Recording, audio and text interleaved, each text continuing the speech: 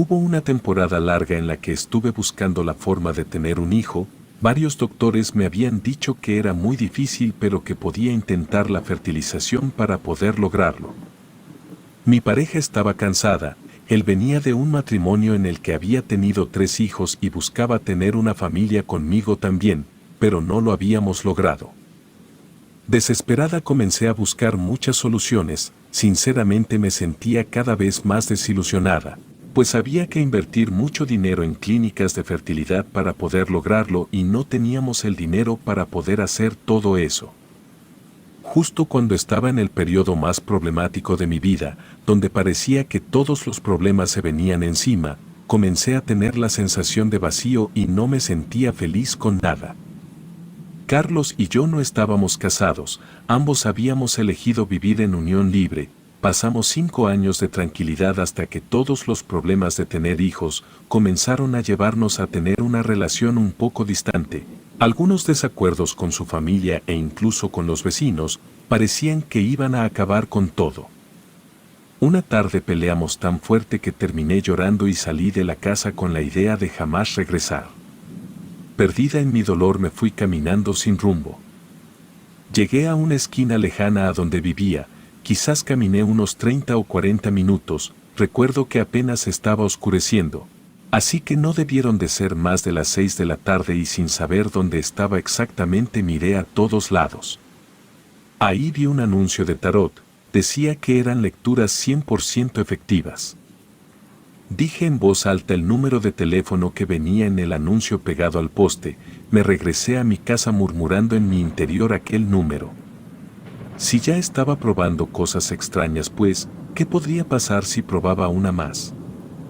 Jamás había ido a que me adivinaran la fortuna, quizás si mi destino era separarme de Carlos por todo lo que estaba pasando, así que con una seguridad, que a mí misma me sorprende recordar, llegué a mi casa con el número en la memoria. Cuando entré directamente anoté el número en la libreta de direcciones que tenía al lado del teléfono y dejé que Carlos dijera lo que quisiera, pues ya no me importaban ni sus disculpas. Al día siguiente fingí que estaba enferma, llamé al trabajo, le dije a mi amiga Norma y engañé a Carlos con que me iba a quedar a dormir en la casa para reponerme. En cuanto vi que todo estaba más tranquilo en la calle, llamé para preguntar si podía ir ese mismo día a una lectura de cartas y sorprendentemente la mujer en la línea me dijo que sí. Escribí la dirección rápido, me puse lo primero que encontré de ropa y salí a buscar a la mujer. Cuando llegué, me pregunté si estaba bien lo que hacía, pues el lugar me había dado miedo. Era una casa antigua en la zona más antigua de la ciudad, aquella donde las calles solo tienen número y no les pusieron nombre. Las personas que estaban sentadas me miraban raro, algunas se saludaban al entrar porque se conocían, yo permanecí callada mientras me movía de un lado a otro por la incomodidad de la silla de fierro con plástico en el respaldo. La casa dejaba entrar la luz de manera natural, había figuras de santos por todas partes, también había ojos turcos por todos lados y la puerta por la que se ingresaba a la lectura siempre permanecía cerrada. Pasaron 4 horas, al fin fue mi turno, pasé con miedo, pero me sentí aterrorizada cuando vi el espacio de aquel pequeño cuarto pintado completamente de azul marino. Había solo una mesa en el centro, con 2 sillas y en la mesa un mantel de color morado. No había nada más, al final del cuarto había una puerta pintada de negro que tenía una mano de Fátima dibujada con gis blanco. Al momento de salir el anterior consultante me dijo que entrara y cerrara la puerta, cuando entré la mujer no estaba, por eso pude ver con detalle todo el cuarto.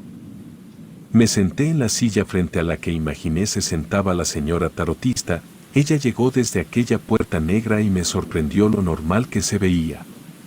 Traía sandalias, usaba una falda negra con una blusa que asemejaba la piel de un leopardo, usaba lentes, tenía el cabello pintado de rubio y se veía de unos 60 años de edad. Al mirarme sentada y asustada se presentó de nuevo, me dijo que ella se llamaba Gloria, me preguntó mi nombre y le contesté con una sensación rara en el cuerpo, era como si un frío intenso se apoderara de mí desde los pies. Comenzó la sesión y todo era cierto, me decía sobre mi familia, También me dijo sobre Carlos e incluso me dijo 2 o 3 situaciones que se cumplieron tiempo después con mi hermana. Al final pregunté si podía estar con Carlos o mejor desechaba la idea, pues era más el sufrimiento que comencé a sentir por todo lo que pasaba, que la fuerza que tenía para poder mantenernos juntos. Ella sonrió mientras todas sus arrugas se juntaban haciéndole la piel como si fueran surcos de tierra seca y partida. Además no tenía 3 dientes frontales, así que se veía mal aquella sonrisa. Me dijo que yo podía ayudar a mi hijo a nacer pronto. Me espanté al escucharla y ella me tomó del brazo derecho, cuando me hice hacia atrás por la impresión de sus palabras. Me habló con una voz llena de simpatía, dulce hasta el hartazgo, pero no podía soltarme de su mano a pesar de la sensación de preocupación que me daba su tono al hablar.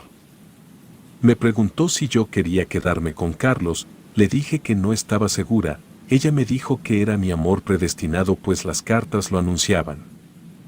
El problema y mis dudas eran a causa de la brujería que me estaban haciendo.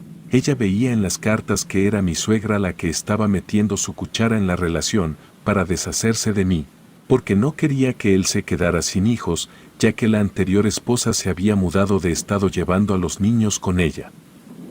Le dije que no podía estar segura, que no entendía cómo podía estar haciéndome brujería si yo no veía nada, tampoco sentía nada y además yo tenía conocimiento de cosas esotéricas. Infantilmente creí que eso era estar segura, o al menos me dejaba lejos de creer en lo que me decía aquella mujer, pero aún así decidí hacer lo que ella me había dicho.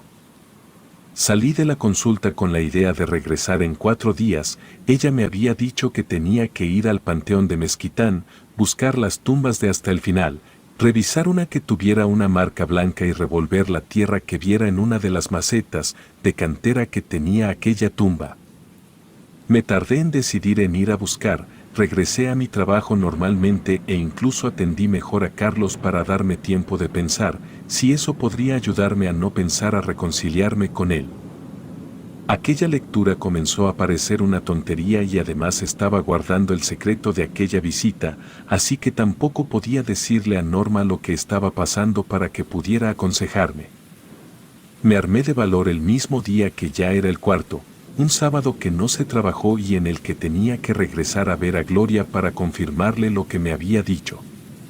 A pesar del miedo no perdía nada. Ella había prometido que no me cobraría la siguiente sesión si llegaba a confirmarle lo que le habían revelado las cartas.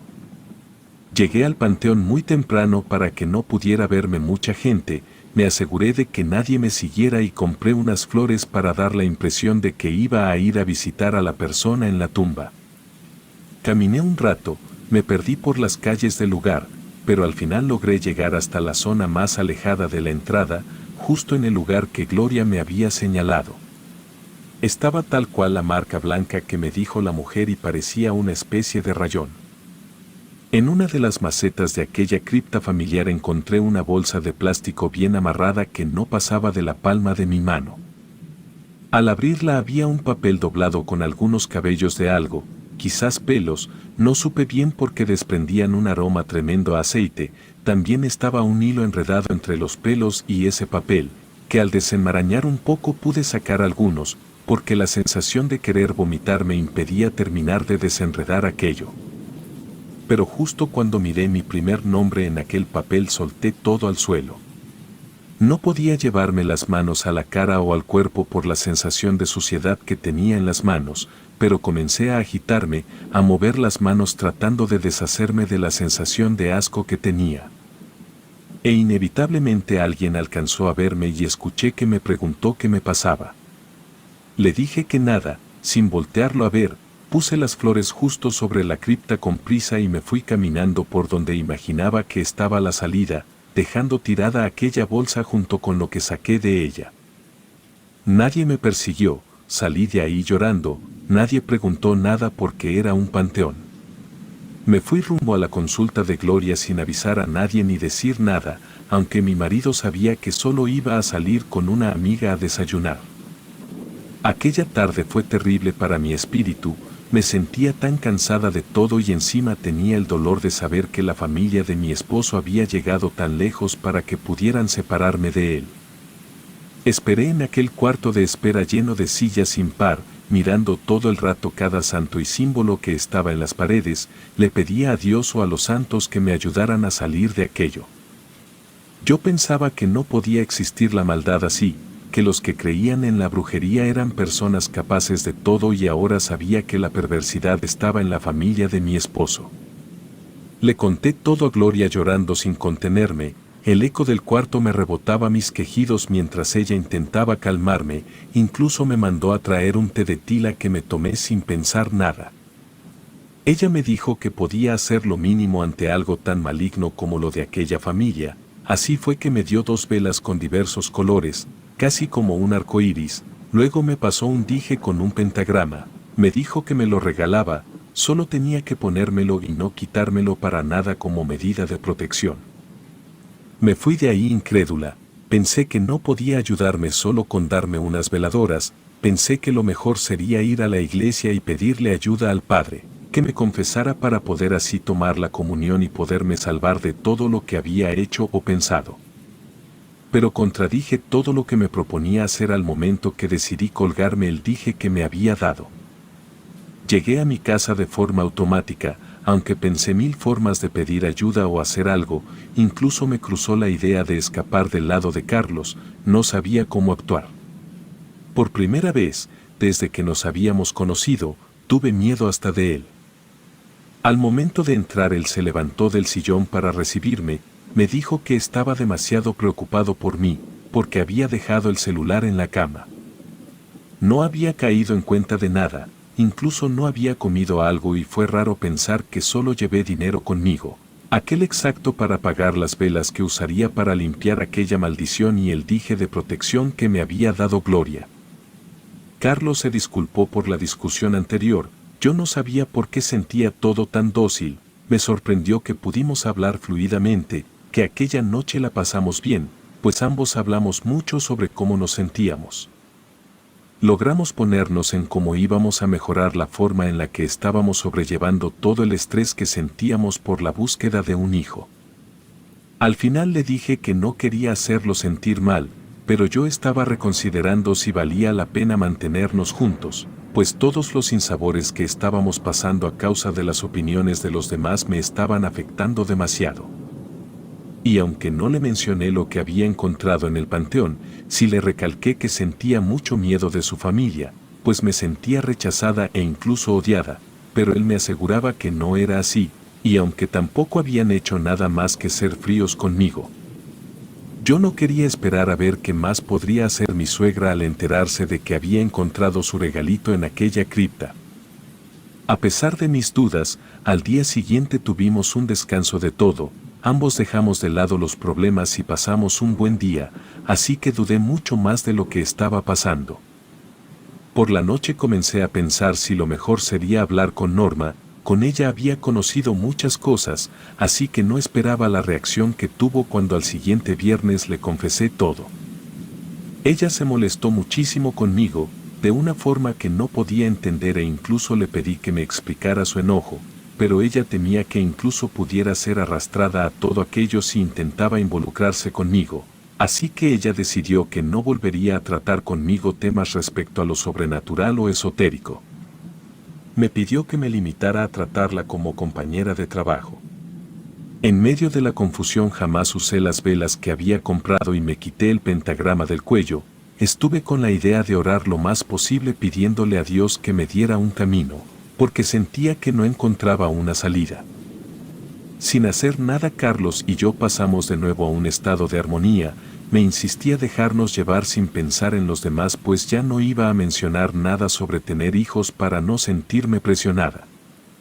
La normalidad de nuestra relación regresó, pero la normalidad de mis días desapareció ya que comencé a ser víctima de terrores nocturnos. Primero fueron pesadillas muy vívidas, donde soñaba que era perseguida por un hombre que no tenía rostro, que a pesar de que no hablaba yo escuchaba de alguna forma que él quería matarme. Por temor a las pesadillas comencé a padecer insomnio, intentaba disimular que dormía y cuando Carlos comenzaba a roncar yo me paraba y me iba a leer o a hacer algo a la sala, esperando a que llegara la madrugada para poder dormir un poco. Si me dormía antes de las 4 de la mañana me era imposible dormir sin ver a aquel hombre en mis sueños. Una noche de insomnio, mirando los últimos mensajes que le había enviado a Norma para disculparme por no decirle, pidiendo que me hablara como antes, comencé a sentir que había un calor inusual en mi casa. A lo lejos alcanzaba a oler un residuo como de algo quemándose. Me levanté del sillón y apagué la lámpara de noche que me alumbraba en mi insomnio, miré a todos lados buscando el brillo de alguna llama encendida, pero no vi nada a pesar de que el aroma se hacía cada vez más fuerte. Encendí la pequeña lámpara de nuevo y volví a revisar la casa. A lo lejos escuchaba los ronquidos de Carlos, así que él seguía descansando tranquilamente. Me paré a media sala girando de un lado a otro con calma, intentando saber de dónde venía el aroma. A lo lejos comencé a escuchar un traqueteo, como si algo estuviera moviéndose, como si algo de metal estuviera siendo movido.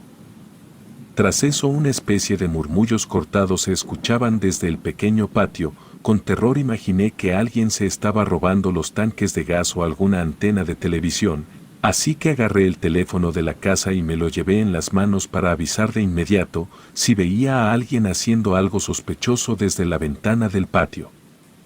Cuando me acerqué el sonido desapareció y miré un rato por la ventana buscando cualquier indicio. Me giré para regresar al sillón cuando sentí que me jalaron el cabello por la parte de atrás. De inmediato me llevé las manos a la cabeza mientras volvía a ver por la ventana. Era imposible que algo me agarrara el cabello, pues no había nadie más que yo ahí con todas las puertas y ventanas cerradas. Al momento que seguí moviendo el cabello suelto, espantando lo que sea que hubiera sentido, dejé caer el teléfono mientras soltaba un grito ahogado y este hizo un sonido tan fuerte que despertó a Carlos, quien en pánico salió corriendo a buscarme. Cuando me llamó y no respondí. Sentí 2 veces más aquel toque fantasmal, una más en el hombro y la última en el estómago. Comencé a repetir una y otra vez, Dios mío, sin poder entender lo que me pasaba. Mi marido salió de golpe del cuarto y fue cuando me encontró dando vueltas mientras me envolvía con mis propios brazos, llena de terror. Se acercó a mí para preguntarme lo que estaba pasando, pero yo no podía articular palabra. Dejé que mis lágrimas salieran y ambos escuchamos los golpes del sonido para encender los quemadores de la estufa. Carlos dejó de preguntar e instintivamente nos abrazamos mientras mirábamos hacia la cocina, sin dejar de observar la oscuridad que invadía la casa, aquella que no nos dejaba distinguir lo que estaba pasando en la estufa. Casi me desmayo cuando vimos cómo se encendió uno de los quemadores y entre las flamas una cara amorfa que sonreía terriblemente se dibujaba. Tras eso un golpe de vidrio nos sorprendió. Ambos nos quedamos como piedra durante unos minutos, pero reaccionando rápido corrí a la cocina encendiendo la luz para revisar que no estuvieran abiertas las llaves del gas. Fue así que vi que el vidrio del horno estaba chamuscado y al abrir la puerta para verificar lo que había pasado, vi la bolsa de plástico en la que había metido las velas que me dio Gloria, derretida con las velas medio quebradas. Carlos me preguntó lo que era aquello e inevitablemente tuve que comentarle todo lo que había pasado con la visita a leerme las cartas, y a pesar de que no me creyó ni media palabra me dejó prender las velas medio quebradas. En medio del terror pensé que sería la única forma de librarme de lo que estaba pasando, porque el aroma a quemado continuaba en el ambiente. Permanecíamos en silencio mientras mirábamos temblar la flama de las velas. No me atrevía a decir nada. Parecía que Carlos estaba muy molesto e intenté muchas veces romper el silencio, pero simplemente no podía con la presión que él hacía al mirarme con esas miradas que parecían pedirme salir de su vista. Imaginé que lo mejor sería irme a otro cuarto o salir de la cocina para dejarlo pensar en todo lo que le había dicho. En el momento que me paré, se desprendió la campana que estaba sobre la estufa y cayó sobre las velas que encendimos sobre los quemadores. Carlos dio un brinco hacia atrás, parándose de la mesa que teníamos para almorzar en la cocina. Luego me miró con cara de terror y me preguntó lo que estaba pasando. Le dije que no sabía, después se fue hacia mí como loco.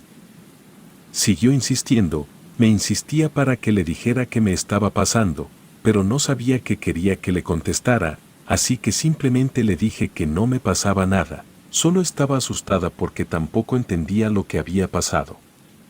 Me dijo varias veces que eso no era de lo que estaba hablando y agarró mi camisón y lo puso frente a mis ojos. Había sangre en él, pero no entendía cómo no había sentido ese sangrado. Miré mis piernas e imaginé que podía haber comenzado mi periodo, pero pensé en la fecha del mes e inmediatamente descarté esa idea. Pensar en lo que habíamos visto o el por qué se había caído la campana de la cocina era el menor de nuestros problemas. Así que sin decir palabra inmediatamente decidimos ir al hospital, pues poco a poco miraba cómo las gotas de sangre eran más frecuentes. Tras pasar una noche de pesadilla, al día siguiente nos enteramos que seríamos padres y no sabíamos si estar contentos o preocuparnos, pues con lo que le había contado que encontré en el panteón, con lo que había dicho la tarotista y lo que había pasado, no sabíamos qué era seguro en ese momento. Mi esposo fue a mi trabajo a llevar la incapacidad a la mañana siguiente. Cuando me dieron de alta a los 2 días nos fuimos a quedar en un hotel. No le dijimos a nadie la noticia, no sabíamos qué hacer, entonces Carlos me pidió que lo llevara a que le leyeran las cartas, para saber qué estaba pasando e increíblemente fui yo la que le dije que estaba loco, por creer que eso nos iba a ayudar. Me dijo que él ya había visto ese rostro antes, aquel deforme que se había dibujado entre las llamas de la estufa unos días atrás. Él había visto a un hombre deforme mirarlo desde una esquina en el estacionamiento de su trabajo, cuando él se echaba en reversa. Increíblemente todo parecía concordar, su visión, mi visita a saber mi fortuna e incluso la coincidencia de tener un hijo pronto si me deshacía del objeto escondido en el cementerio. Ambos estuvimos de acuerdo con ir con Gloria el sábado que él trabajaba mediodía, yo lo esperaría en el hotel lista para en cuanto pasara por mí, irnos en un taxi para evitar que hiciera esfuerzo. Quisiera decir que nos sentimos mejor al llegar, pero cuando llegamos ya nos estaba esperando la señora Gloria en la entrada, dijo que ella ya sabía lo que estaba pasando. Era como si todo fuera irreal. Ella nos dijo que la mamá de Carlos había hecho un pacto con los restos de los muertos en aquel lugar, para poder separarnos porque ella pedía un nieto varón fuera como fuera o fuera con quien fuera. Aquellas palabras nos hicieron sentido a ambos. Él reconocía que su madre tenía prácticas poco normales para una mujer que pasaba todo el día en el templo con su círculo de oración. Además, él sabía que ella frecuentaba a alguien en secreto cada cierto tiempo. Después de esa visita había cambios en la casa como espejos nuevos o tiraba cosas que estaban en perfecto estado. Yo pensaba en la exesposa de Carlos y las 3 niñas que tenían una mala relación con la familia de Carlos. Además podría ser esa la razón por la que su ex decidiera irse a vivir a otro estado. Gloria nos dijo que ella no podía hacer nada con lo que veníamos cargando, que ella solo ayudaba dando lecturas o algunos utensilios para proteger a sus clientes, pero que si queríamos salir de aquello, podía recomendarnos a un amigo suyo. Un hombre que se dedicaba a trabajar con ese tipo de cosas tan pesadas, pero que lo hacía desde la luz. Jamás volvimos a contactar a la madre de Carlos, nos acercamos más a mis padres para pedir un poco de ayuda, pues decidimos mudarnos lo más pronto posible. Comenzamos una larga lucha contra aquel mal y al parecer, tras 6 años, vamos ganando.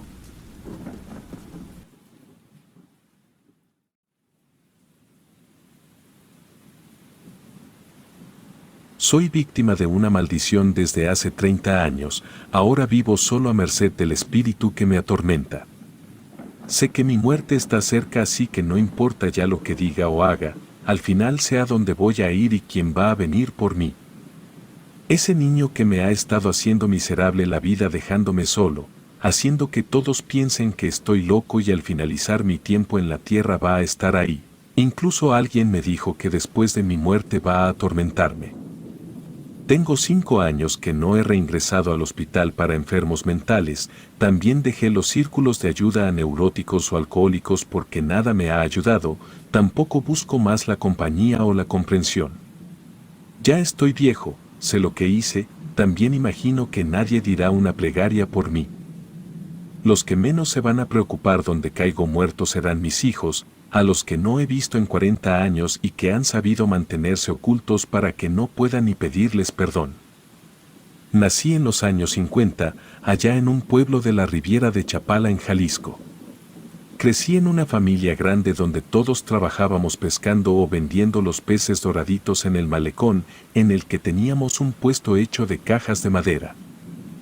Fui un niño pobre, junto con mis 12 hermanos padecíamos de muchas carencias viviendo juntos en una casa de 2 cuartos, un gran espacio para la cocina con comedor de madera y fogón.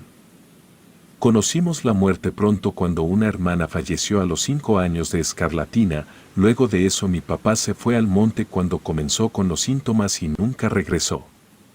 Así conocimos la muerte y el miedo porque mi mamá se buscó un hombre pronto, para vivir con él porque no podía con sus 4 hijos. Al juntarse los dos alcanzamos a ser 12 hermanos vivos entre todos, no frecuento a ninguno ni sé si viven. El nuevo hombre en la casa fue un desgraciado, no hay otra manera de decirlo así que casi todos nos fuimos pronto de la casa. No busqué a mis hermanos, solo una vez regresé a esa horrible casa, en el año del 83, cuando mi madre mandó una carta para avisar que tenía cáncer. Fui a despedirme, vi a algunos de mis hermanos, pero jamás pedí ni sus direcciones ni sus datos o me interesé si tenían una familia. Por ese tiempo yo tenía casi 30 años, seguía sin el dinero que yo quería, pero estaba menos jodido que los demás integrantes de mi familia, así que me hice el tonto para evitar que supieran mis asuntos.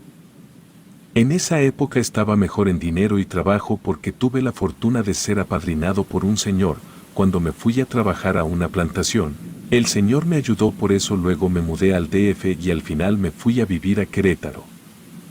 Allá en la capital tuve una vida movida, muchas experiencias buenas y malas con gente indigente, otros chicos que tuvieron que venderse para encontrar fortuna o eran los mandaderos de las cariñosas del lugar. En resumidas cuentas, vi lo peor de los alrededores de uno de los mercados más grandes que existen. Yo llegué con un tumulto de personas en un camión para trabajar en un mercado, me había ido en el 65 a trabajar a Michoacán a la plantación de limón, de ahí un señor ranchero llamado Don Fer me tomó cariño, porque me esforzaba más que los demás, me vio potencial. Tras 2 años de trabajo me preguntó si quería ayudarle a mover mercancía en el mercado, en el famoso mercado de Sonora. No lo pensé 2 veces, al día siguiente iba por carretera buscando fortuna rumbo a la enorme ciudad capital y solo llevaba una mochila con ropa vieja que usaba. Como había sido muy pobre siempre había tenido la idea de que un día iba a poder comprar todo lo que yo quisiera y dormir en un cuarto que no tuviera que compartir con otros. Allá en el mercado conocí cosas que nunca me imaginé ver o que pensaba que no existían, además de ver el ferrocarril, a una persona china y demás cosas, conocí la brujería. En ese lugar aprendí, haciendo mandados para los dueños de varios locales. Me di cuenta que hay mucha gente que busca amarrar a su pareja, quitarles la herencia a los familiares o incluso tener fortuna y salud a costa de lo que sea. Las historias de las personas ahí eran escalofriantes, me daba miedo a veces saber todo lo que hacían o lo que me contaban que hacían para lograr lo que las personas querían. No creía en Dios, me mantenía al margen temeroso por cuentos de mi niñez, pero como tenía bien inculcadas las buenas costumbres de mi madre jamás dejé de ir a misa, incluso hoy en mi vejez sigo yendo para hablar con mi madre. Ahí, en el mercado, me hice amigo de doña Merced, una señora que hacía rituales de muchos tipos y que detecté rápido como la señora con más dinero de ahí, así que como iba buscando ganar buenas propinas me hice experto en caerle bien a la gente conveniente, entre ellas estaba Merced. Pasé muchos años trabajando, haciendo movidas especiales para mi padrino, manejando camionetas con productos a otros estados y así me metí por completo en la vida de los mercados, conociendo a innumerable cantidad de gente, enamorado de chicas malas, viviendo como quería. Al margen de una ley que platicaba con nosotros tras darles algún dinero por sus servicios a mi patrón. Lo malo es que la administración, por decirlo así, cambió. Don Fer murió en condiciones poco claras, sus hijos corrieron a Estados Unidos y me quedé sin trabajo. Por mis contactos logré encontrar un lugar donde vivir. Con el poco dinero que me quedó abrí un local de frutas y verduras que decidí poner en Querétaro para salir un poco del radar de muchos conocidos. Eso fue cuando tenía 26 años. Después de eso vino Raquel a mi vida, con ella mis 2 hijos Rodrigo y Roberto. Desafortunadamente cuando ellos estaban chiquillos comencé con una racha muy mala en el negocio, me comenzó a comer la clientela. Un supermercado que estaba cerca de la colonia en donde yo tenía el negocio y poco a poco repercutió en mi vida. Dejé de estar tranquilo porque comencé a vivir la carencia de nuevo. Me fui y decidí llegar a la capital, me había decidido de salir de mi maldita pobreza de una vez por todas, y como ya había intentado más de 10 años hacerlo por las buenas, pues ahora iba a hacer por las malas. No podía perder más de lo que ya había perdido e incluso mi familia se resentía por la falta de dinero en la casa y era algo que no iba a dejar que les pasara a mis hijos. Ellos no iban a terminar en un lugar en el que yo crecí. Llegué al mercado de Sonora buscando a la señora Merced, como le decían los conocidos. Me encontré con su hija que había comenzado a ayudar en el negocio y tras una breve plática ella me dijo que por ser amigo de su madre me iban a recibir en la casa principal. Era un lugar enorme, dedicado exclusivamente a hacer trabajos de brujería. Aquella casona tenía corrales con animales para los distintos propósitos, también tenía un espacio de bodega que me dijeron tenía más instrumentos y hierbas para realizar los trabajos. Contra todo lo que la gente pueda imaginar esta casa estaba muy limpia, solo había cosas distribuidas de forma rara, no había muchas cosas, pero sí tenían un gran sofá para espera de los clientes a los que nos proporcionaban agua o comida según quisiéramos. Cuando llegó la vieja Merced venía bien vestida, me dijo que me había extrañado y comenzamos a platicar del pasado. Tras algunas horas recordando los días del mercado le dije sin rodeos que necesitaba de sus servicios, que las cosas me estaban yendo mal con mi negocio. Ella estaba dispuesta a ayudarme, me dijo que incluso me iba a hacer un descuento por ser conocidos cercanos.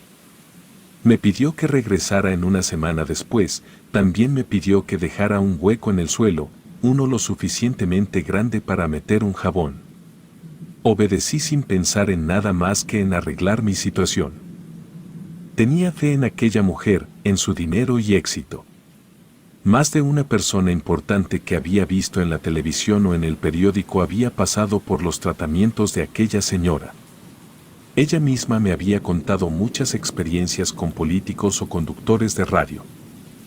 Convencido en Merced regresé a la semana siguiente, sin importar los problemas con mi esposa, después de recibir aquella bolsa de terciopelo con la famosa cura para mi negocio salado. Me dediqué a trabajar noche y día para recuperar, pero sobre todo, aumentar mi riqueza. Tengo que decir que así fue, todo el dinero fluyó, los negocios se multiplicaban, así como los golpes de suerte. Era real mi nueva riqueza, mis sueños de niño pobre se habían cumplido. Por esa razón viví como rey, me dejé llevar por la buena fortuna, claro que siempre bien amparado por las instrucciones de Merced. Pasaron 20 años de desenfreno y las mujeres desfilaron frente a mí, como quien ve una carta para seleccionar un buen vino. Mis hijos entraron a buenas universidades, mi esposa era una mujer envidiada, todos deseaban mi fortuna. Por dentro, en las relaciones familiares, todo estaba mal. Mi esposa y yo fingíamos nuestro matrimonio feliz. Los niños apenas me hablaban, se convirtieron en adultos antes de que pudiera darme cuenta, luego comenzaron a avergonzarse de mi procedencia. En mi locura de nuevo rico abrí 10 locales más, entré en los negocios de los casinos y comencé la afición por la bebida. Justo en esa cúspide vino lo peor, el primer ataque violento que me dio, le quité la vida al perro a patadas en la entrada de la casa, mi esposa terminó con un tobillo destrozado y yo fui a parar a la cárcel, pero como no lograban calmarme fui llevado a las instalaciones médicas. Recuerdo claramente la sensación de ira incontrolable que me perseguía, aquella que no podía parar por nada. Sin querer me hice dependiente a los medicamentos que comenzaron a darme, me gustaba la sensación en el cuerpo y empecé a tomar algunas dosis altas de ellos. Todo esto que cuento sucedió en encierros al psiquiátrico 2 o 3 veces al mes hasta que un día colapsó mi mundo familiar. Al darme de alta, tras una de esas crisis de locura por sobrecargarme de pastillas con alcohol, llegué a mi casa furioso por no ser recibido afuera del hospital como era debido. No había nada, la casa estaba desvalijada, solo una nota apurada estaba arrojada sobre el escritorio que usaba para trabajar. Ese cuarto, mi cuarto especial, estaba intacto con la nota triste donde me exigían que no los buscara o presentarían cargos judiciales. Se esfumaron, pero no intenté buscarlos. En mi soberbia volqué toda mi desesperación en las fiestas con los supuestos amigos que tenía. Los negocios continuaban bien, mi relación con Merced iba de maravilla. Yo le pasaba su dinero mensual, ella agradecida me enviaba telegramas diciéndome que todo iba de acuerdo a las peticiones que ella hacía. Convencido de mi inmortalidad, mi riqueza y que el mundo era mío, cometí la imprudencia de fumar dentro del local y las llamas consumieron 3/4 partes de mi local principal en Querétaro. No estaba ni cerca de saber que ese era el inicio de una larga caída, la cual aún sigo sintiendo. Cuando los bomberos apagaron todo, vino el trabajo más pesado y ese era limpiar el lugar.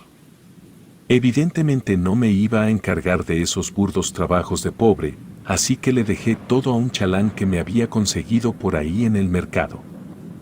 Así como Don Fer me había apadrinado a mí, yo quería hacer mi buena acción por otro pobre mocoso, siguiendo los pasos de ese gran hombre. Desgraciadamente ese mocoso no era tan listo como yo, así que al recoger todo encontró la pequeña bolsa enterrada en el local. Decidió abrirla y después recibí la llamada de que los forenses estaban en el local porque aquella bolsa contenía el cráneo de un bebé no nato. Por sus propias conclusiones, sin investigar nada y armándose un caso de la nada, terminé siendo el que terminó con la vida de un niño. Se me acusaba de haber cometido un crimen y además de haber ocultado el producto de ello. Se contaron muchas cosas de mí, que embaracé a una pobre trabajadora y luego la hice abortar. Decían que ella había cuidado con cariño al pequeño vástago e incluso antes de ser desaparecida por mi mandato, ella había ocultado los restos de mi pecado en el local que tanto me empeñaba en presumir. Inmediatamente, como por arte de magia, me convertí en el tema de conversación del barrio, incluso mi nota salió en los periódicos amarillistas.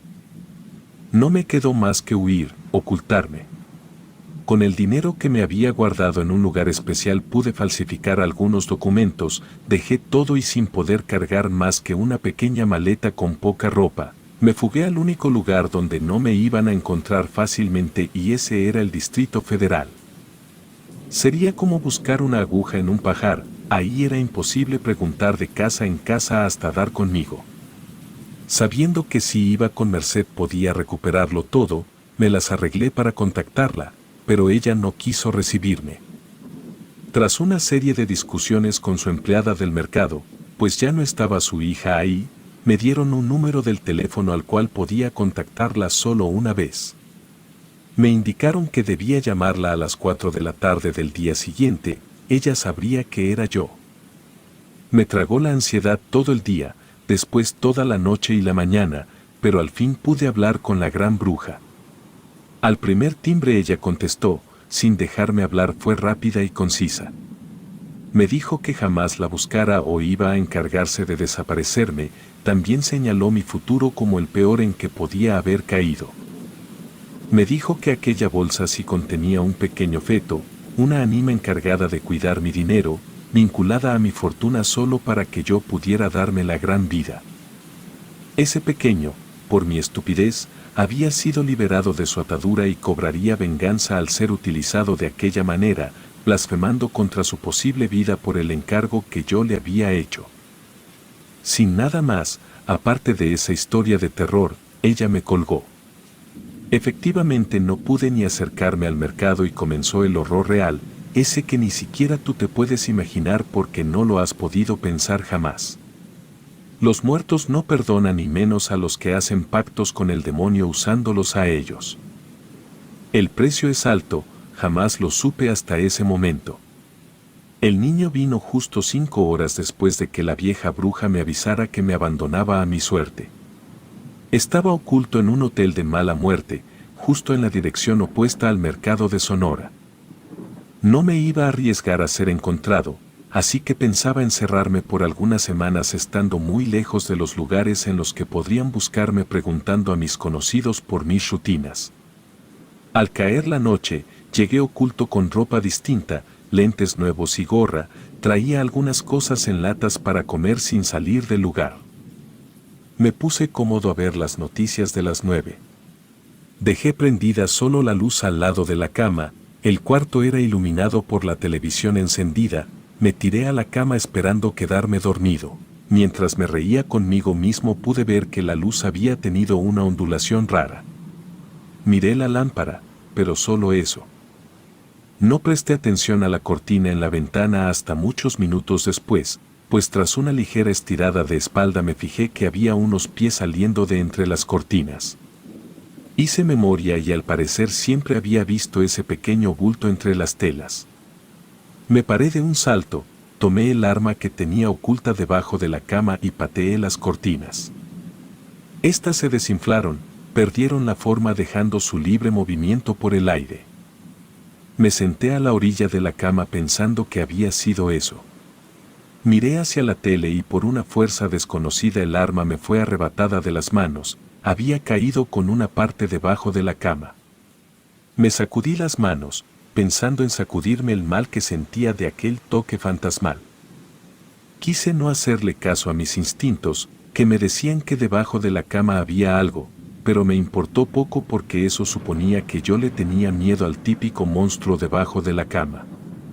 Sin dejar de mirar la televisión metí la mano entre mis pies para alcanzar el arma y se me erizó la piel al sentir que una mano tocó el dorso de la mía. No miré hacia abajo, mantuve la mirada fija en la televisión. Después escuché un llanto, era el quejido de un niño pequeño. Soy fiel creyente de los aparecidos, siempre han estado en todos lados, pero era la primera vez que yo escuchaba uno. Saqué la mano lentamente de entre mis pies sin mover la mirada, me puse en una posición normal como si viera la televisión y pedí desde mis adentros que Dios me amparara. Una risa se escuchó tras de mí y los nervios me fallaron, me volteé a mirar qué había sido eso. Fue cuando vi que una mano azul se escurría desde mi hombro derecho hasta mi espalda desapareciendo, aunque yo podía sentir como había algo en mi espalda. A la defensiva y echando pestes comencé a quitarme la camisa, me desabroché el cinturón, me saqué la camisa de interior y revisé en el espejo del baño que tenía pegado a la espalda. Las marcas de deditos dibujaban una línea en mi espalda. No sabía cómo enfrentar aquello, pero lo mejor que se me pudo ocurrir fue comenzar a rezar y fue cuando entre más intentaba decir plegarias, menos recordaba las palabras que tantos años me había tomado aprenderme en el catecismo. La risa continuaba irritando los nervios. En ataque de ira, como ya era costumbre en mí, comencé a golpear todo en el cuarto y ahí comenzó otro ataque incontrolable que me dejó los dedos sangrando. Mientras destrozaba todo me alcancé a resbalar con las cortinas que yo mismo había arrancado de su lugar y terminé tirado de lado, hincado en el piso con una parte del torso apoyado en la cama. Ahí, sentí como mis fuerzas me abandonaron y las fuerzas de otra cosa se fueron apoderando de mis extremidades. Primero no sentí los dedos, luego las piernas, al final llegó a la garganta y sentí que me costaba respirar. Caí al suelo sin poder hacer que mi cuerpo me obedeciera y el espectro negro con forma de niño comenzó a sacar sus brazos de cada rincón de mi cuerpo. Vi salir una mano de mi axila, luego desde el costado de una de mis piernas, después desde arriba de mi cabeza y así sucesivamente sintiendo cómo me plantaban esas manos sobre mí. La luz de la tele parpadeaba, la señal se había cortado, la luz iba y venía dejándome ver cómo aquellas manos me estrujaban dejándome en la piel, el dolor de una persona que estaba siendo desgarrada y por más que grité no salió un solo sonido de mi boca. Para mí, pasaron horas en aquella tortura de risas infantiles y manos con pequeñas uñas afiladas que me perforaban la carne haciéndome pedir la muerte una y otra vez. La realidad era que había estado convulsionando una y otra vez hasta que un vecino se quejó por el ruido y llamaron al gerente del lugar. Afortunadamente, por mi identificación falsa, terminé ingresado en el hospital cercano sin ser detectado por mi verdadera identidad. Así comenzó este calvario, aquel donde ese niño me persigue sin descanso haciendo daño en mi cuerpo, haciéndome convulsionar, llamándome. Entro y salgo de psiquiátricos desde hace años, he vivido en la indigencia y también como trabajador de ratos, para poder comer lo mínimo para mantenerme vivo. Pues a pesar de mis intentos de quitarme la vida jamás he podido lograrlo. La muerte vendrá por mí y quizás eso sea mejor que todo este dolor o los golpes de los que dicen atenderme en las instituciones mentales. No sé qué es peor, si esta tortura en vida o la que me espera en muerte.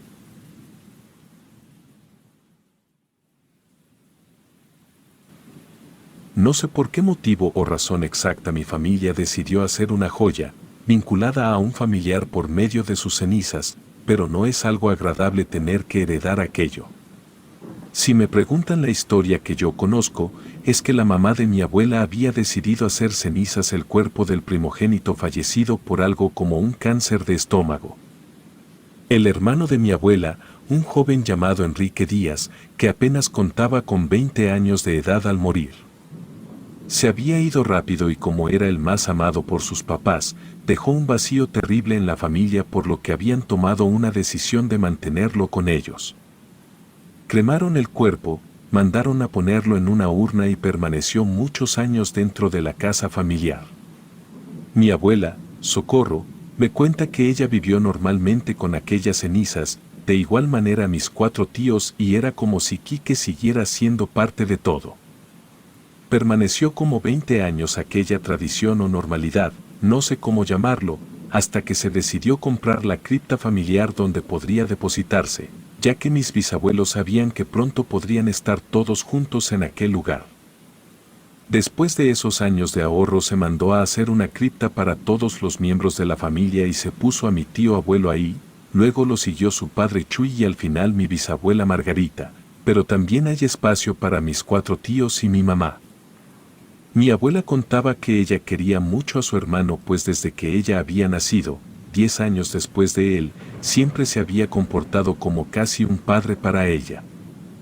Siempre la cuidaba, salía con ella a dar paseos por la Alameda, la llevaba al cine o cuando ella se sentía enferma era el primero en cuidarla pese a que tenía trabajo en la pollería familiar. Me contó que Quique la cuidaba mucho más que su mamá, la celaba de otros niños y siempre le ayudaba con la tarea, además era el hijo ejemplar para mi bisabuela quien lo amaba mucho por el carácter tan bonito que tenía. Era tan amado por mi abuela que ella había preguntado a su mamá si podía tener un recuerdo de él antes de que pasara a la cripta familiar. Sí, usaron cenizas del difunto. De esa manera se mandó a hacer el relicario con la imagen de Enrique y pasó a ser el regalo de cumpleaños número 28 de mi abuela. Después de eso, ella y el relicario fueron inseparables, lo guardaba tan celosamente que mi madre cuenta que jamás se le permitió tocarlo sin que su madre lo portara en el cuello. La trágica historia del hermano de mi abuela, no es como otros pensarían que provoca que un espíritu no pueda descansar en paz, incluso yo no sé cómo es que todo se convirtió en mi pesadilla. Su muerte fue rápida, un día el tío abuelo Enrique se comenzó a poner muy delgado, no dormía bien, tampoco podía comer sin sentir dolor en el estómago así que la bisabuela decidió llevarlo a ver al doctor, de ahí ya no regresó, lo habían llevado al hospital y 4 días después murió. Mi abuela cuenta que ella soñó con su hermano el día en que murió, él había ido a despedirse de ella para que no sufriera mucho su muerte. Después de su muerte permaneció apoyándose de su hermano, ella le festejaba su cumpleaños, le hacía altares el día de muertos y todo el tiempo, incluso lo que recuerdo vagamente de mi infancia, ella platicaba con él. A mí eso me parecía normal, que las personas ancianas hablaran con sus familiares fallecidos, pero cuando fui creciendo me di cuenta que no era muy normal que digamos. Cuando falleció la abuela, fue puesta en la cripta familiar en el mismo espacio que la pequeña caja de su hermano, ella había hecho hasta lo imposible por descansar al lado de su amado hermano. Mi mamá aceptó la voluntad de su hermano, junto con todos mis tíos, pero el testamento levantó muchos problemas.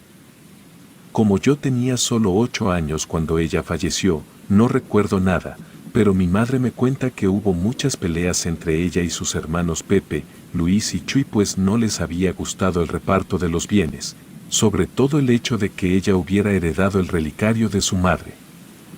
Todos en la familia conocíamos las historias de Enrique, las cosas que hacía, algunos cuentos sobre su forma de ser tan agradable, lo guapo que era, también lo inteligente que era. Incluso se conservaban unas cartas de él a sus padres donde por sus cumpleaños les escribía versos. A pesar de todo eso, pocos sabían acerca de que él parecía estar penando entre los pasillos de la casa. Mis primos y yo siempre contábamos historias de terror alrededor de la figura del tío abuelo muerto, ya que a pesar de que para nuestros padres era muy normal verlo como casi un santo, a nosotros siempre nos había inspirado terror. En la temporada en que la abuela murió, el relicario pasó a estar en una caja en el centro de la sala de la casa de mis bisabuelos, en lo que se deslindaba por medio de abogados cómo se repartiría la herencia. Ahí vivía mi tío Chuy con su esposa Alma, pues ellos se habían hecho cargo de mis abuelos años antes de que fallecieran. Mis primas Luisa y Adriana vivían ahí junto con Clara, la hija de mi tío Pepe. Entonces ellas comenzaron a contarnos las primeras historias sobre el relicario maldito. Como Clara era la más grande, habría de tener unos 12 o 13 años en ese tiempo, luego seguía Adriana de 11 años y Luisa con 10 años, la misma edad que yo. Ellas me contaban que en la noche, cuando salía del baño veían a un hombre sentado en la mesa donde estaba la caja del relicario. La primera vez que lo habían visto fue un día que Luisa se despertó en la madrugada y fue a buscar agua. Al pasar por el pasillo a la cocina, miró por casualidad directo al centro de la sala. Ahí vio que había algo grande en la mesa, como una sombra, pero no esperó a confirmar lo que era y se puso a gritar mientras corría al cuarto de mis tíos. La segunda vez que lo habían visto había sido el día de Todos los Santos. Clara se desmayó cuando miró al hombre delgado parado al lado de ella viéndola dormir. Ella se despertó de un pequeño sueño de descanso tras terminar de ayudar en la casa, sintió que alguien estaba parada al lado de ella y cuando abrió los ojos, se encontró a la figura completamente negra de un hombre. Sus ojos estaban completamente negros, pues parecía que solo estaban sus cuencos vacíos sin expresión o labios en aquella cara. Los cuentos siguieron. Después nacieron Chuy, Carlos, Pedro y Alfonso, que comenzaron a tener terror por las historias que todas contábamos sobre la casa de los bisabuelos. Como eran los más pequeños. Mientras nosotros vivíamos una infancia normal, nuestros padres no se llevaban bien entre ellos, especialmente Alma, la esposa de mi tío Chuy, pues ella acusaba a mi mamá de haberse querido robar el relicario más de una vez. Hasta apenas unos meses supe lo que pasaba con la herencia. Resulta que ese relicario había sido hecho de plata pura con terminaciones en oro y además, adentro tenía un poco de cenizas de Enrique acompañado de un trozo del cabello de mi abuela. Ese relicario era conocido por la familia como el símbolo de la familia, pero sobre todo, decían que contaba con el poder de traer la buena fortuna a quienes lo usaran. En la familia se sabía que el relicario cuidaba y daba riquezas si le pedías a Enrique su protección. Eso era algo que los más jóvenes no sabían. Había un acuerdo con todos los hermanos de mi mamá y ella sobre el uso de ese relicario, pues nadie podía saber lo que supuestamente hacía esa reliquia. La historia prohibida era que aquel collar tenía el poder de conceder cosas para la familia. Después de meses de peleas por aquel relicario, la situación familiar comenzó a tener bajones muy malos. Mi tío Chuy enfermó de diabetes y terminó en el hospital muy grave. Poco a poco cada hermano comenzó a ver cosas extrañas en sus casas e incluso mi madre, que era poco creyente. Dijo que pudo ver a su madre en sueños pidiéndole que fuera a cuidar a Chuy. A pesar de algunas apariciones en la casa de mis otros tíos, nadie hizo nada, ni mi mamá quiso hacer nada por la enemistad que había surgido con mi tía Alma. Las peleas familiares incrementaban, Veíamos con miedo Clara y yo cómo los reclamos subían de tono, por eso aprendimos a llevar a los niños a otro lugar, para que no vieran la discusión. Una tarde en la que estábamos todos reunidos porque mi tía Alma les había llamado, para pedirles ayuda en los cuidados de mi tío, pronto comenzaron a discutir y decidimos, Clara y yo, tomar a todos los niños para ir a encerrarnos a uno de los cuartos para ver televisión. Al momento de tomar de las manos a Pedro, inmediatamente se puso a llorar. Todos los otros niños comenzaron a gritar y se arrojaron a los brazos de Clara. No supe qué pasó, pero sentí como comenzó a gotearme sangre de la nariz sin parar. Alcé la vista para hablarle a mi mamá y vi parado aquel alto hombre de negro. La silueta me miraba sin ojos, sabía que me clavaba su vista y comencé a sentir un dolor terrible en la cabeza. Luego lo vi moverse un poco desde la pared de fondo a la que estaba pegado. Tras eso comenzó a serpentear lento acercándose. Pero al parecer nadie podía verlo más que yo. No podía gritar o decir algo, sentía que estaba completamente entumida. Era imposible alejar la vista de aquel hombre largo que parecía serpentear mientras inclinaba la cabeza lentamente, de una forma imposible para un humano. Miré una sonrisa abrirse como si fuera una herida en su cara, un corte en el lado derecho de la cara. Aquel hombre tenía la sonrisa chueca. Y al mirarla moverse intentando abrirse, la oscuridad cegó mis ojos haciendo que no pudiera ver nada. Me cuentan que, tras unos minutos de permanecer sin contestar a los llamados de todos, me dejé caer al suelo sin aviso previo. Tenía la nariz, la boca y el vestido lleno de sangre cuando desperté de aquel desmayo. Mis papás se fueron de inmediato a llevarme al hospital y al parecer el diagnóstico era golpe de calor. Nadie entendía nada de lo que había pasado, pero tampoco duró mucho tiempo la preocupación de mis padres por eso, pues comenzaron los problemas graves. Mi tío había caído en coma de forma inexplicable y súbita.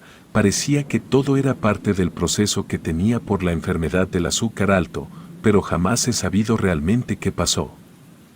Un día martes, tras la discusión en la que súbitamente sangré, habían llamado a mi madre para informarme del estado de su hermano.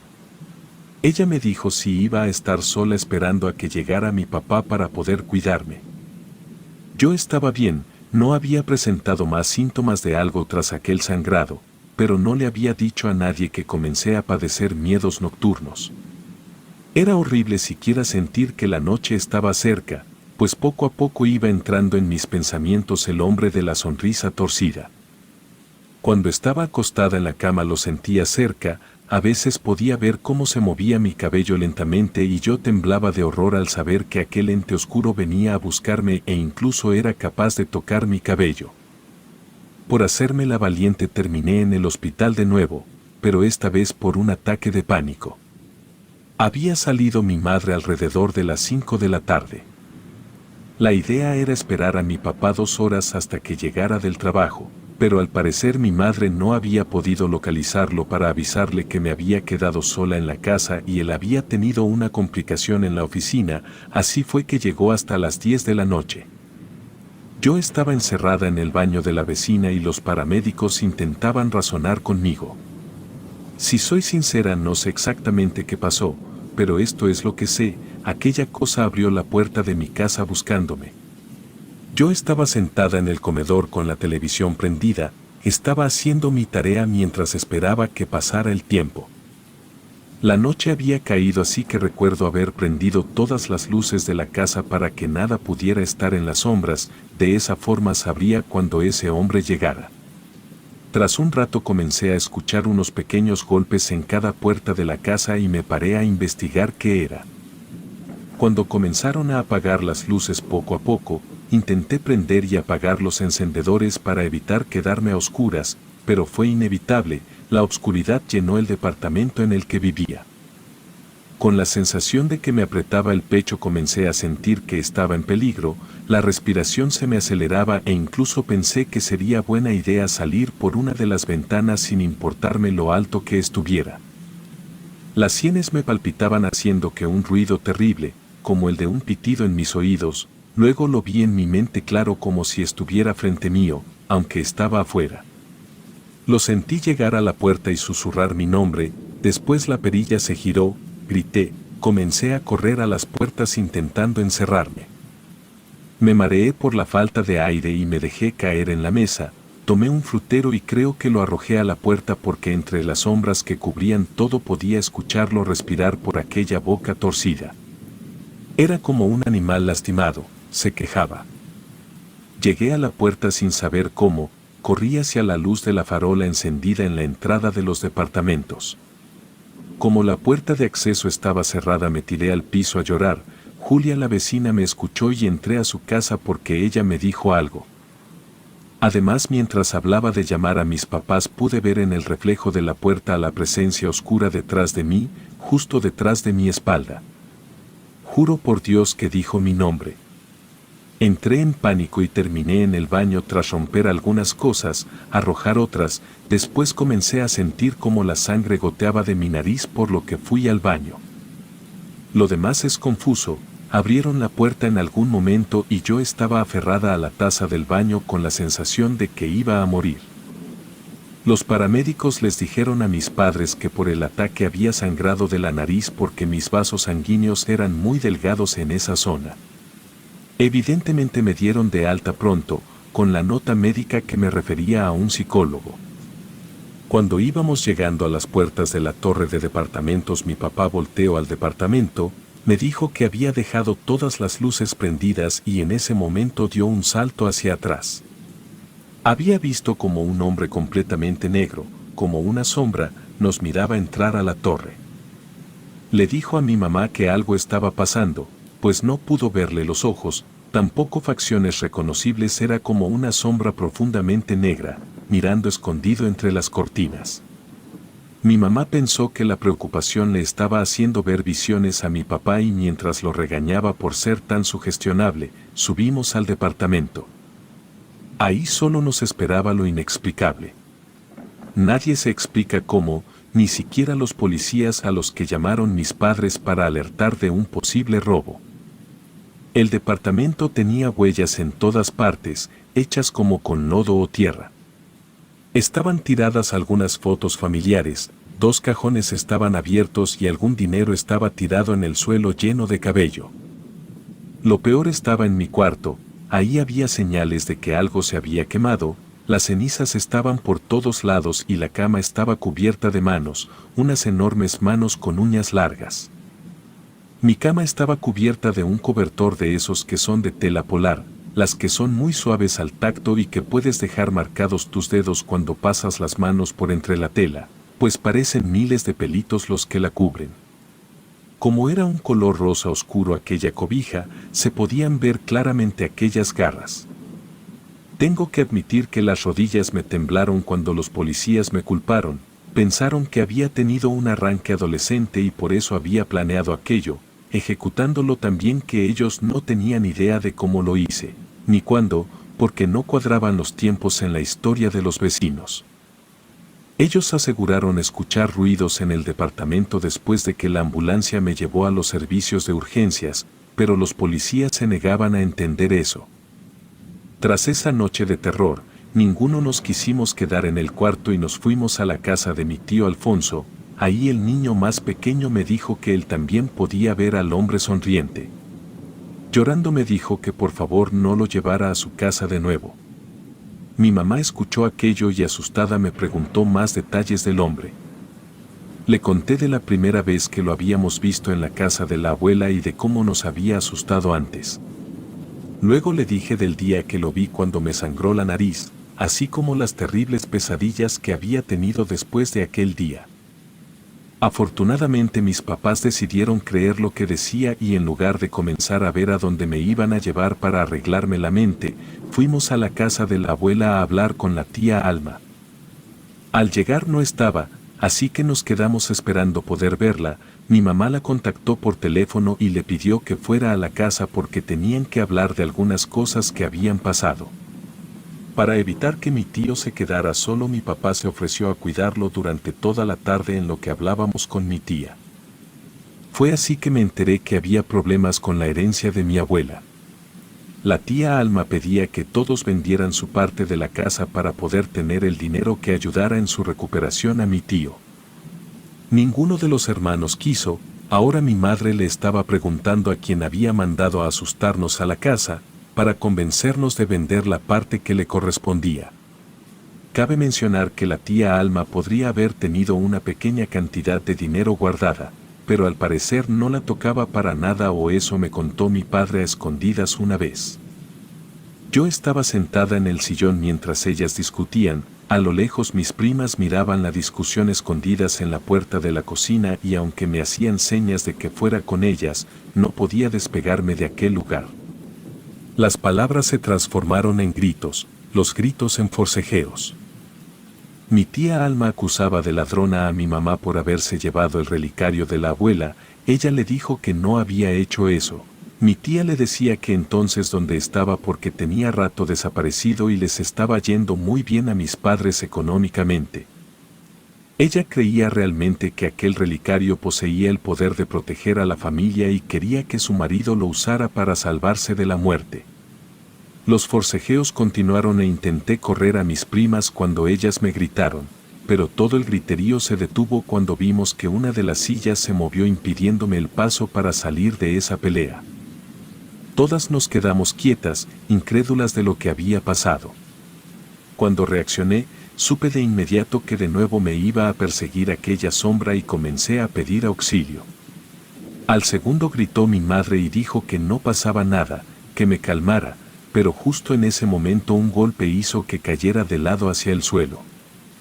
Aunque no veíamos nada, yo sabía que aquello me estaba sujetando del cabello y quise jalarlo para quitarlo de sus garras, pero un tirón me hizo deslizarme por el piso como medio metro. Mi madre fue a intentar protegerme, pero no entendía de qué. Nadie veíamos nada, pero aún así era evidente que algo me había golpeado.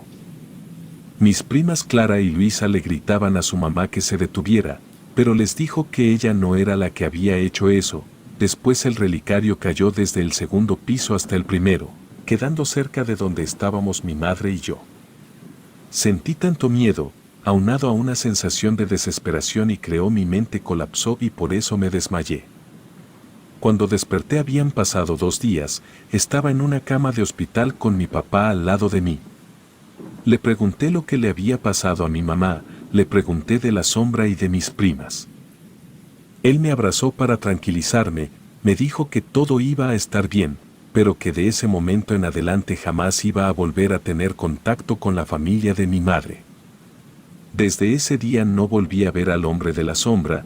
Mi madre me dijo que había hecho algo tan malo mi tía Alma que involucraba las propias cenizas de mi difunto tío abuelo.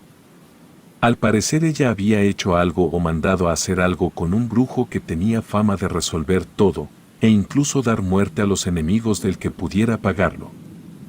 Como pensaba que mi madre era la culpable de que ninguno de los hermanos quisiera vender su parte de la casa, decidió que iba a vengarse de ella fuera como fuera.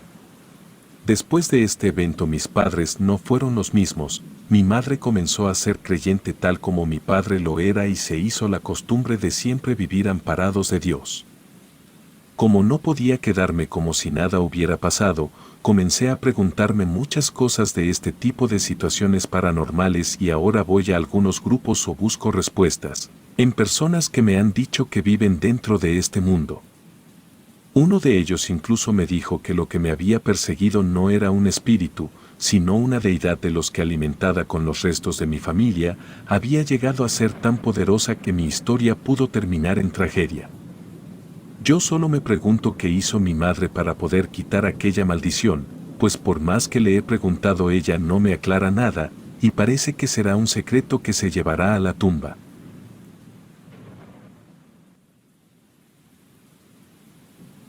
Soy ingeniero en la construcción. Hace aproximadamente 10 años que ejerzo esta profesión y han pasado algunas cosas raras mientras trabajo en un lugar, ya que me desplazo de un lado a otro del país siguiendo los planes de construcciones para la empresa en la que trabajo. Siempre es bien sabido en la obra que salen los cuentos sobre fantasmas o situaciones paranormales que aparecen en los lugares en los que se construye o remodela.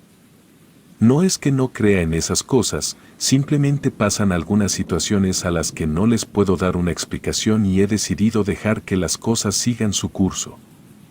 Claro que siempre busco la verdad, investigo un poco o reviso el lugar para saber que no esté pasando algo raro que personas vivas estén haciendo para entorpecer un proyecto o cosas por el estilo. Y aunque he visto todo tipo de problemas en las obras, desde fraudes hasta espectros, jamás nada me ha provocado tanto miedo como lo que me sucedió en una ciudad al sur del país. Un lugar de pocos habitantes comparado con Ciudad de México, que es donde viví y crecí hasta poco antes de graduarme de la universidad. Ese fue el segundo trabajo que iba a realizar y el primero al que me habían mandado externó a mi estado natal. No puse peros a pesar de que la paga no era tan buena, buscaba hacer experiencia lo más pronto posible para poder encontrar un buen puesto. Mi pasión siempre había sido la construcción porque varios familiares ejercían la albañilería como profesión y afortunadamente yo había podido obtener becas que me permitieron poder estudiar la carrera en ingeniería civil. Me fui a trabajar un noviembre por allá en el 2011 y había sido una temporada seca para casi todo el país, había muchos problemas de abasto de agua.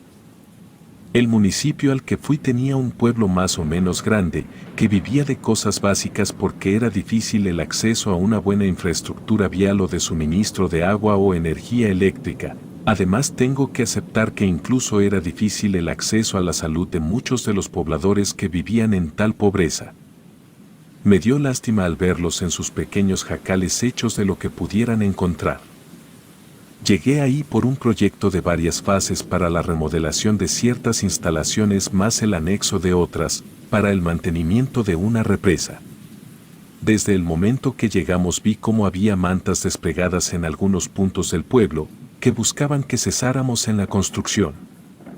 Al llegar no fuimos bienvenidos, básicamente no podíamos ni acercarnos cómodamente al pueblo, porque las personas comenzaban a cuestionarnos sobre lo que íbamos a hacer, y si estábamos conscientes de lo que significaba lo que hacíamos. El arquitecto Mora me dio algunos detalles de cómo tendría que lidiar con todo aquello como asistente de la obra. El ingeniero civil a cargo sería Rosas, un señor que me había entrevistado personalmente para darme el puesto y el que me había llevado a la obra de unos restaurantes dentro de la ciudad, solo para probar mis conocimientos. Primero había llegado Mora a revisar algunas cosas, así que estaba más informado de la situación con los locales. Ellos no estaban de acuerdo a pesar de que su presidente municipal hacía todo lo posible por facilitarnos las cosas. Lo normal, dijo Mora, los locales no quieren que se hagan cosas a sus tierras. Están acostumbrados a vivir en el siglo pasado y les da miedo lo que pueda pasar ahora que se amplíe el proyecto tras muchos años de estar poniéndole trabas. En aquella época ya se habían quedado sin el agua necesaria para varios cultivos, así que aceptarían la terminación del proyecto de la represa y la infraestructura que habían contemplado las autoridades, para que todo el pueblo tuviera una vida más moderna. Al principio estuve del lado del Mora, era evidente que las personas eran ignorantes y no veían las cosas del progreso de manera agradable, ya que muchos de ellos eran pertenecientes a algunos grupos indígenas que eran famosos en la zona por proteger sus espacios verdes. Con el pasar del tiempo tengo otra idea sobre estas cosas, pero sobre todo de esas personas que se vinculan a la tierra, en una forma que jamás he visto en otras gentes a pesar de que he tenido la posibilidad de viajar bastante. Después del primer mes de trabajo todo parecía acomodarse de manera que nos permitía trabajar el clima, e incluso los pobladores se replegaron. También eran bien protegidas las instalaciones para evitar que alguien ajeno entrara a intentar comenzar una protesta pacífica, amarrándose a alguna cosa u oponiéndose al movimiento de la maquinaria, como había pasado años atrás. La construcción comenzó a perder su energía de arranque cuando los trabajadores comenzaron a presentar quejas. Decían que la seguridad no había evitado que se metieran personas a la zona y ellos escuchaban cómo estaban ocultos entre los materiales o los árboles. Decían que eso era muy peligroso y no se iban a arriesgar a ir a la cárcel por algún cristiano que sufriera un accidente por error, que traducido a las acciones que tomaban algunas veces, era no detener a nadie que hiciera algo peligroso como arrojarse a las zonas bajas en construcción. Tras este problema los trabajos se detenían mientras llegaba el personal de vigilancia a revisar la zona. Rosa se estaba hartando de tener que estar al pendiente de los lugareños, así que se decidió que la obra continuaría unas semanas con turnos dobles. La fecha de entrega no podía ser extendida porque eso le costaría un buen dinero, que no estaba dispuesto a sacrificar por un montón de personas ignorantes. Yo no pensaba eso, pero era lo que siempre me repetía al momento de excusarse, por estar hablando con puras malas palabras o blasfemando a causa de los corajes que pasaba, provenientes de las trabas que le ponían esos detalles para hacer su trabajo.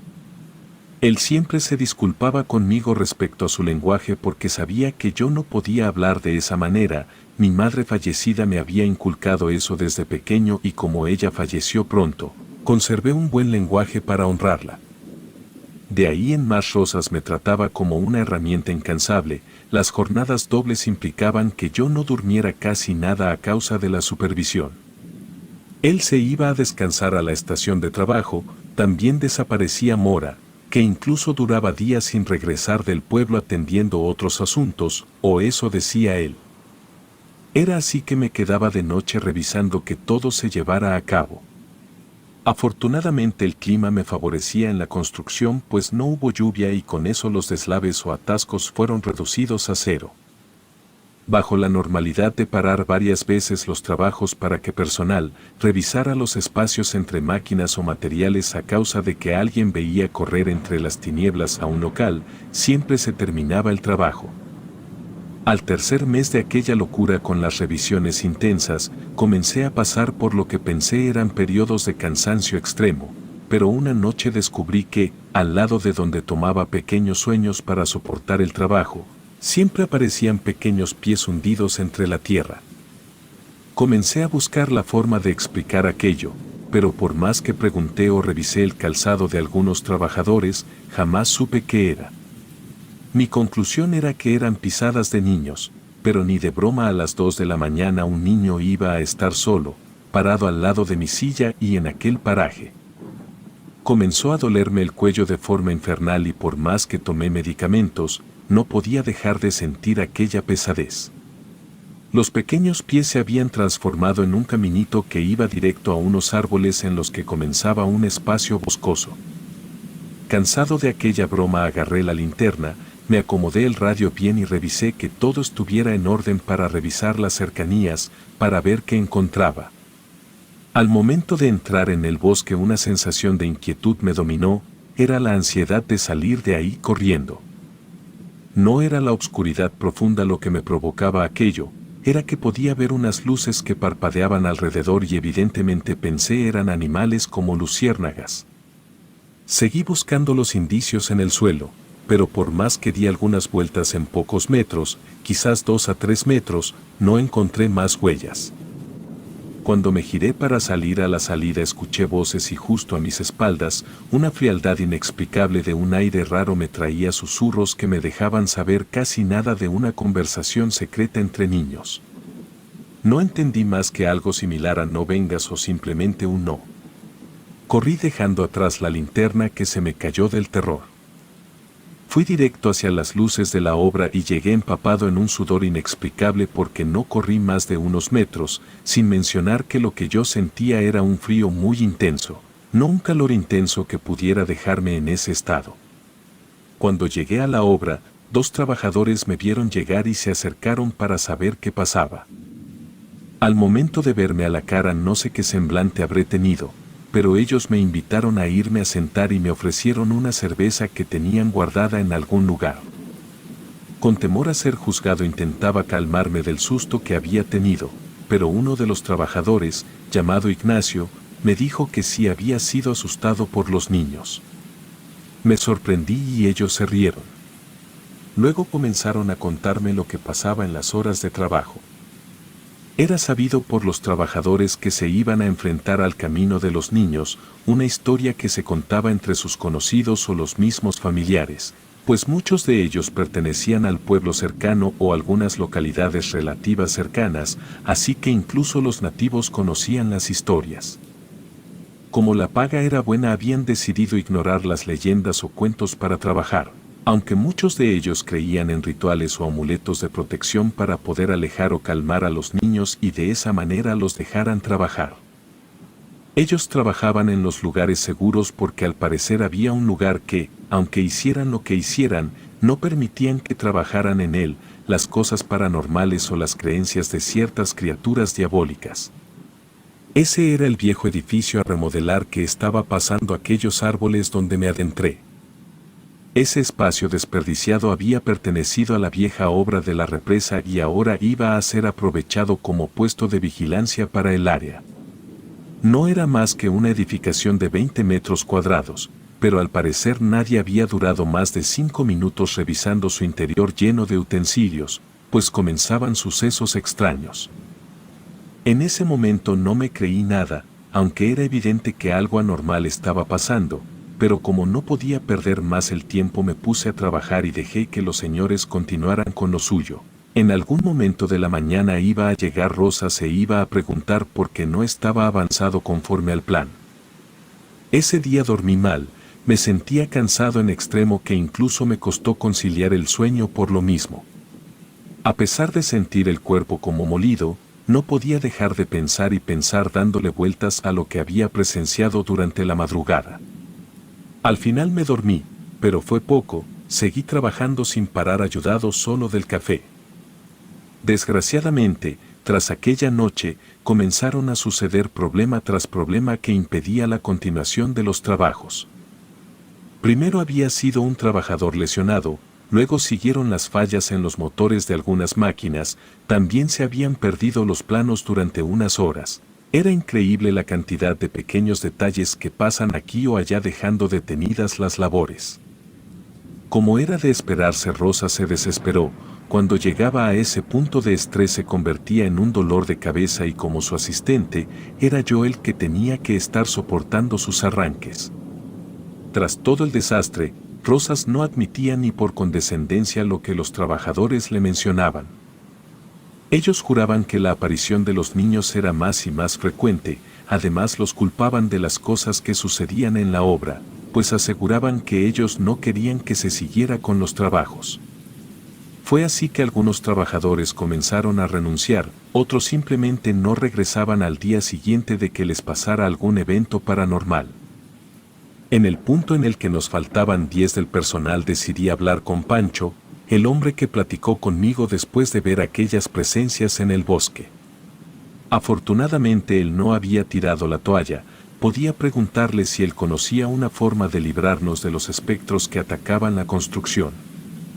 Pancho me dijo que tenía que traer a un sacerdote o al señor curandero del pueblo vecino. Le pregunté que a quien le confiaría la tarea era a él, e inesperadamente me dijo que llamara al padre José de la parroquia. Ese día se ofreció a llevarlo él mismo al día siguiente, pues no podía darse el lujo de perder su trabajo ahora que su esposa estaba embarazada. Por eso había soportado todos los accidentes y sustos que se había llevado al estar realizando sus labores de albañilería. Es sorprendente lo que voy a decir a continuación, solo espero un espacio de duda razonable para quienes conocen mi historia, pero es que ni yo lo creo. El padre José vino a bendecir la obra y así como llegó se fue, nos dijo que dejáramos de creer en las supersticiones de los indígenas que vivían en las colinas cercanas. Tras regañarnos dejó caer su agua bendita, rezó un poco y luego se fue como si nada. Nos quedamos como al principio. Incluso Pancho estaba incrédulo ante la falta de apoyo del sacerdote que siempre estaba al pendiente de todos y todo. Los accidentes seguían a pesar de aquella bendición que me había prometido Pancho que calmaría a las ánimas de ese lugar. Seguí incrédulo, así que le pedí un espacio de unas horas durante la mañana a Rosas para comenzar a revisar el área junto con vigilancia.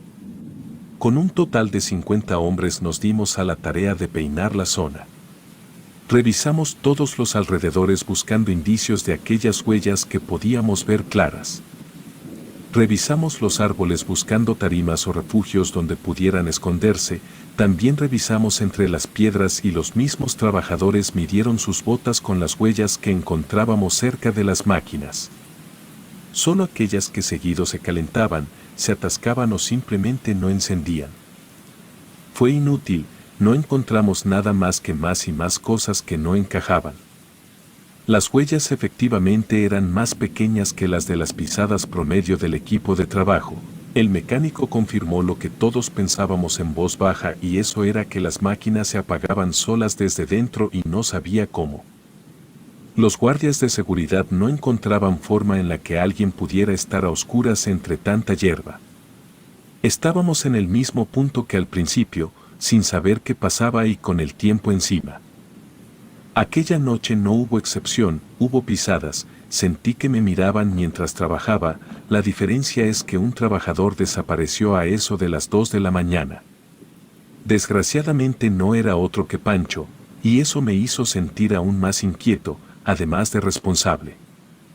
Si las cosas sobrenaturales existían, entonces tenían algo contra Pancho por haber llevado al sacerdote. Separaron los trabajos y tuvimos que esperar a que los guardias buscaran al desaparecido, pues solo ellos tenían el equipo para la búsqueda. Desafortunadamente llegó la mañana y no lo encontraron. Aquello se volvió una pesadilla. Mora y Rosas estaban todo el día discutiendo con las autoridades locales que habían parado todo hasta encontrar al trabajador. Yo estaba preocupado por aquel hombre al que le había agarrado confianza e incluso podría decir que cariño. Hablé con sus compañeros y todos estaban esperando a que reanudaran el asunto para pedir su dinero. Querían irse, no iban a arriesgarse a desaparecer también a causa de aquello que nos acechaba desde el bosque. Entrado en materia de espantos, dejé que las cosas tuvieran su curso sin ponerme a pensar si aquello existía o no existía. A menos que nos drogaran a todos en la obra para alucinar con los niños, era imposible tener tanta consistencia entre todas las historias fantasmales del bosque. Fue por eso que sin pensarlo 2 veces me fui con el par de hermanos Aguilar, personal de la obra que eran cercanos a Pancho y que buscaban encontrarlo pronto antes de que pasara algo peor, pues pensaban que los niños se los habían llevado. Fuimos con el curandero del otro pueblo.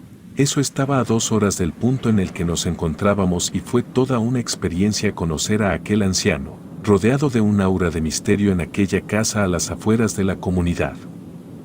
En las paredes estaban colgadas plantas para secarse, tenía tarros infinitos con nombres de preparados, al centro tenía una mesa donde trataba a los que llegaban buscando sus remedios. Le comentamos el problema y él nos miró con sus ojos nublados por una pequeña tela gris que parecía poseernos. Era tan anciano que sus ojos se veían así y que sus arrugas llenaban de extrañeza sus expresiones. Nos dijo que él no podía hacer nada contra los espíritus de los muertos y menos si estaban haciendo ruido en el bosque, por el odio que sintieron a causa de su muerte. Nos dijo que aquella obra estaba maldita a causa de un mal consejo que les habían dado a los que iniciaron las obras hacía años. Era bien sabido por él, aunque no nos dijo cómo lo supo, que aquella obra estaba manchada con sangre inocente pues habían ritualizado los cimientos. Nos contó que al momento de que los espíritus del bosque comenzaron a frenar la obra, al anterior dirigente la obra se le había propuesto por algunos jefes que se realizara un viejo ritual, donde la sangre sella los cimientos para que queden protegidos de todo. Eso incluía a los espíritus del bosque. La sangre había sido de algunos niños pues la creencia era que cuando el edificio esté en peligro los niños llorarían avisando del problema. También nos advirtió que Pancho iba a morir en unos días por la sed y el hambre, esa era la cuota que pedían los niños. Sacrificios para finalizar aquella obra. Me pareció aberrante lo que decía el anciano, quien le haría daño a niños solo para seguir una vieja superstición, pero los hermanos no replicaron, dijeron que entendían y me jalaron hacia afuera de la casa sin poder preguntar nada.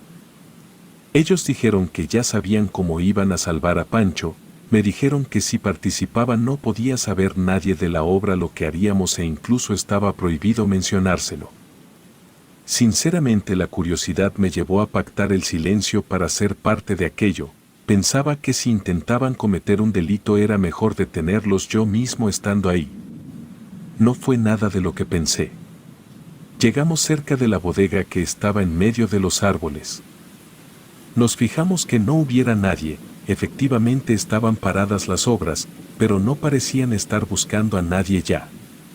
Yo había apagado el teléfono, como habían dicho que podía descansar todo el día en lo que se arreglaba eso porque solo era el chalán, aproveché para desaparecerme. Los hermanos llevaban un par de conejos y un perro pequeño. No hay que ser un genio para saber lo que iban a hacer, pero quería entender lo que iba a pasar y cómo eso iba a hacer aparecer a Pancho. Al lado de la casa acomodaron los animales amarrados, me pidieron que sostuviera a los conejos y ellos comenzaron a rezar.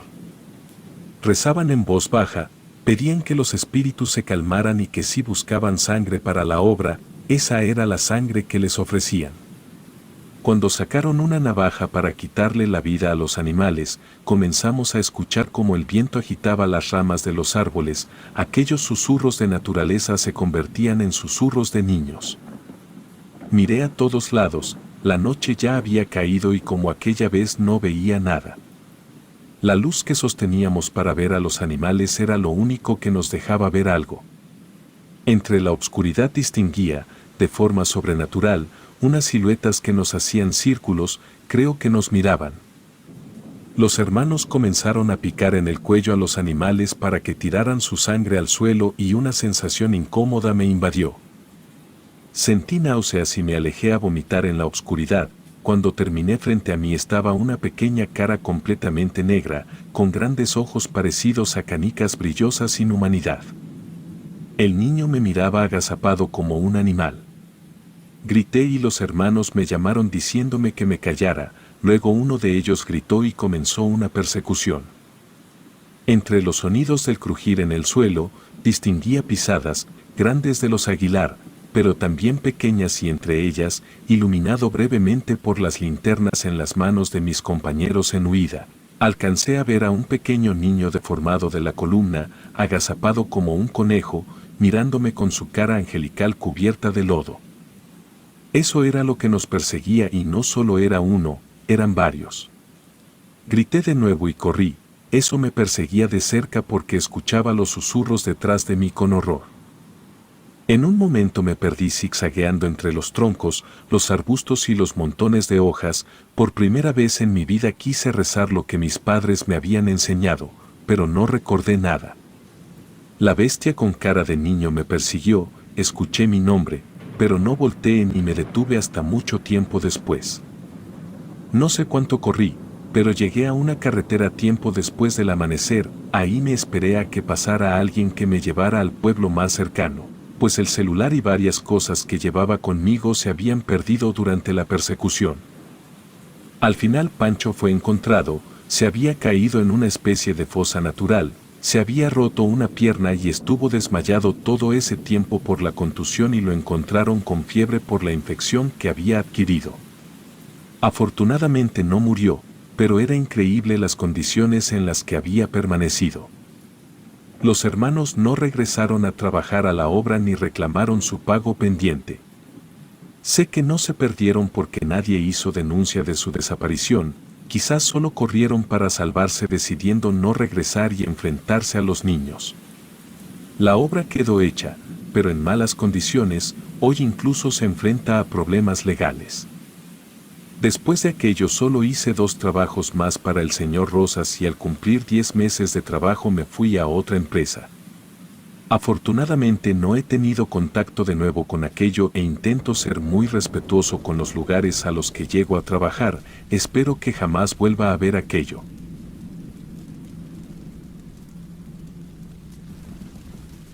Relatos escritos y adaptados por Patricia González.